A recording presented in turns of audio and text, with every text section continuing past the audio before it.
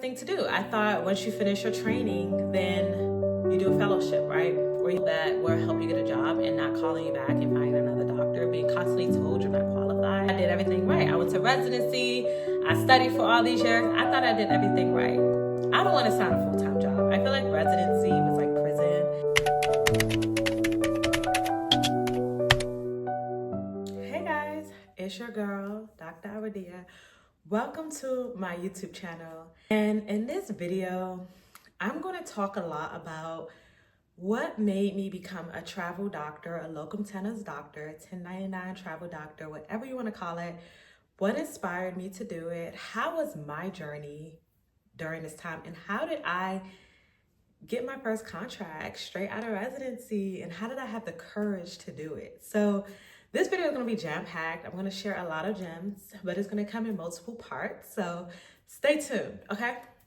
I decided to drop out of fellowship. I matched into an endocrinology fellowship because I felt like that was the next best thing to do. I thought once you finish your training, then you do a fellowship, right? Or you go work.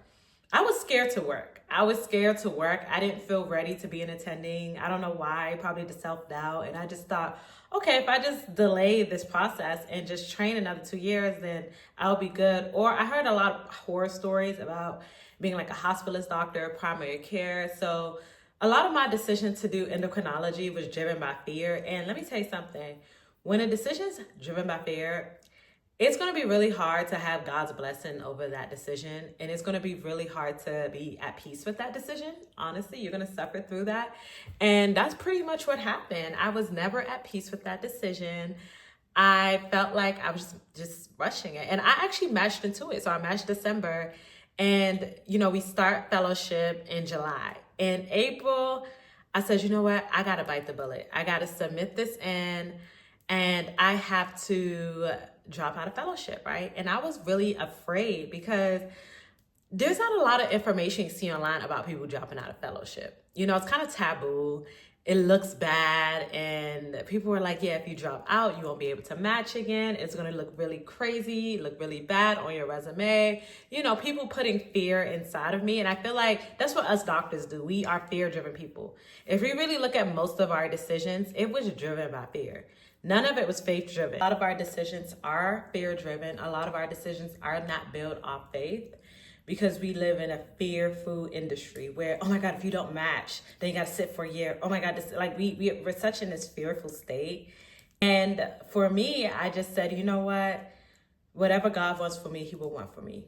So I emailed the program director. I told him, I don't think I'm ready for fellowship. And I submitted my request into the match people. And he submitted his in, releasing me. And they were like, they sent me an email and was like, oh, you're able to match within the next, whenever you're ready to apply again to the match. And I was like, oh my God, like these people put fear in me. And I felt free. That was the first time I felt free. And I said, you know what? I don't want to sign a full-time job. I feel like residency was like prison. And I didn't want to be in prison to anyone's job. I did not want to be stuck anywhere. I kind of wanted that freedom to figure out what I wanted. I was 29 at the time. So it was like, oh my God, what do I want to do? Okay, let me be a travel doctor. And the main reason I decided to become a travel doctor is because of the freedom. I didn't want to be tied down to anyone's hospital. Like once you try it, once I feel like it's no longer in alignment, I like the ability to just leave. And of course, there's questions about, travel, like, the uncertainty behind it, going into travel right out of residency. I did it, okay? And it was hard because when I dropped out, I got my Maryland state license and I'm thinking, okay, I just want to stay locally. I just want to do local contracts and just travel in Maryland, right? No, that didn't work out. Okay, and let me tell you why. Maryland is one of those states where contracts are very scarce and they prefer taking doctors with more experience, right? And they had more experience who's been doing travel a while. And I understand, but I had a lot of job recruiters leading me on. So this is from April, May, June. They were leading me on. I was talking to so many recruiters. I was on Doc Cafe, different links, Indeed, looking for jobs constantly, messaging people. And people were lying to me, oh, we'll get you a job. We'll help you get state licensing. That's not true. Let me tell you something.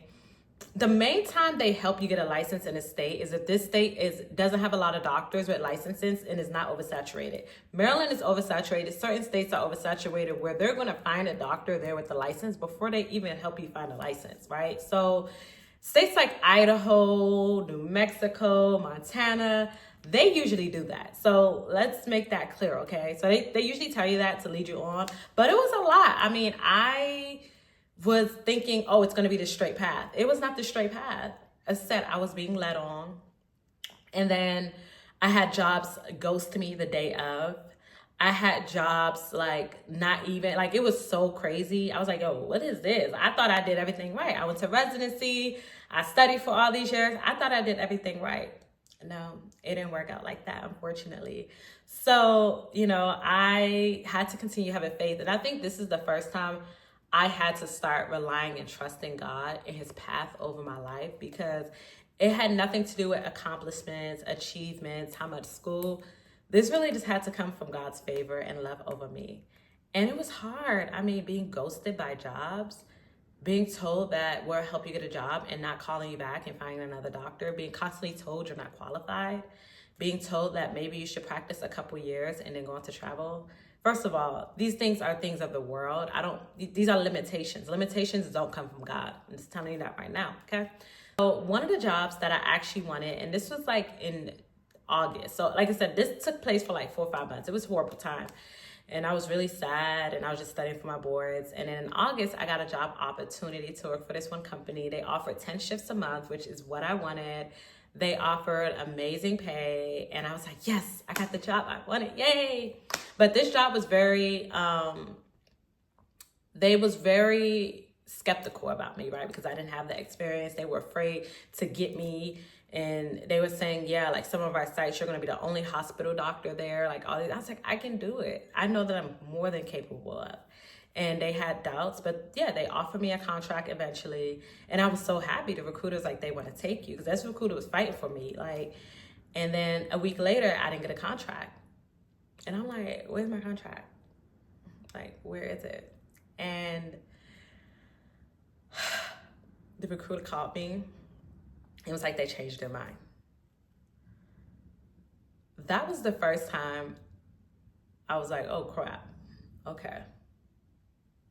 This is how success is.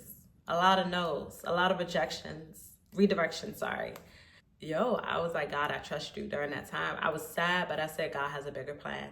Because if it's not working out, it doesn't mean it's not for you. You just got to stick through longer. And hear me out here. Mind you, this is August. I've been out of residency for 2 months now. And most hospitals, if you want to start working there, they take about 120 days to credential you, 90 to 120 days. So I knew if I started finding a job now, I probably wouldn't start working till December. My funds were running low. I didn't have, money. Like my mom was paying for my car note. It was a really tough time in my life. And then after that, the only job offer I got offered was a super maximum security in prison in Maryland. And it was primary care. And I don't do primary care. So I just knew, like, why is the job that is coming to me a job that I don't want? Like, I did not go through all those years in school just to settle and just take the best nesting. And a lot of us physicians, we do that. We are very scarcity driven. We're very fearful driven. We just take things because of the fear of the worst case scenario.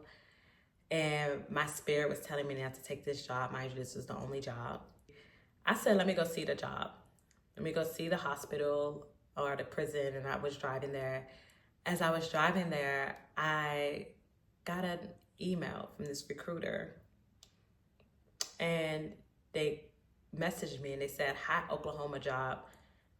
We could take any state license and we can get you credentialed in 7 days. And I was like, wait, 7 days credential? Okay, this doesn't sound right. Usually it takes longer. And then I called the recruiter up and I said this prayer before I called the recruiter. I said, God, if this is your will, let it be done. Recruiter took my resume, sent my resume. An hour later, when I was coming out the prison, out of the tour, the recruiter, the director of that hospital called me up, said, "Do you have any questions?" The recruiter calls me back and said, "They want to take you, be here in a week." I was like, "Are you serious? Be here in a week?" It was crazy. And while that happened, the prison job was calling me, bumping up the rate, begging me to stay. So here we are in this situation, right? First of all, when they said Oklahoma, I thought they meant Oklahoma City. I didn't know they meant Aurora place. So even before I took the job, I thought they meant Oklahoma City. And when I found out where they really meant, which was this very, very small town that I'm gonna put here and show you guys, like a really, really small town, Talihina, Oklahoma, population of 900. I was like, wait. They didn't tell me all of this. They said Oklahoma. And at first I was scared. I was like, where are the hotels around? How am I gonna find housing? Like, there's like motels and cabins. I'm like, oh, like this is really a rural area. Like, this is crazy. I don't know how I would be able to go here. And I found an extended stay hotel an hour away, 60 miles from the hospital, knowing I was gonna have to do that, drive a road I've never been on, anything.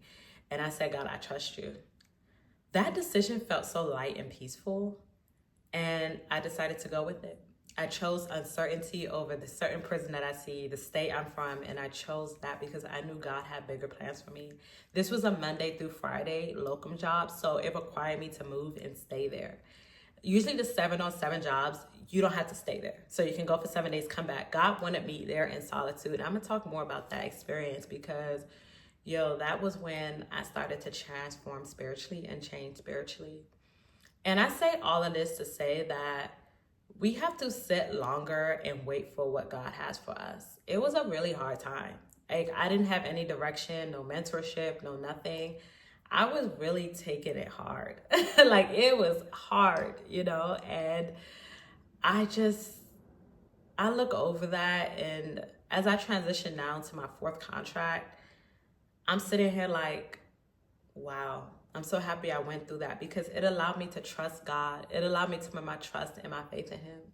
So guys, I'm going to be sharing more about this story and how this beautiful woman you see in front of you unfolded from that story with me going to the wilderness in Oklahoma. And I realized this is my time to share. I feel like when I was going through it, I didn't feel comfortable sharing because I'm still trying to process what's going on. So yeah, guys, definitely subscribe, look out for more videos that I'm going to be bringing out and just sharing this journey about a doctor who found herself through travel medicine. So stay tuned and take care, guys.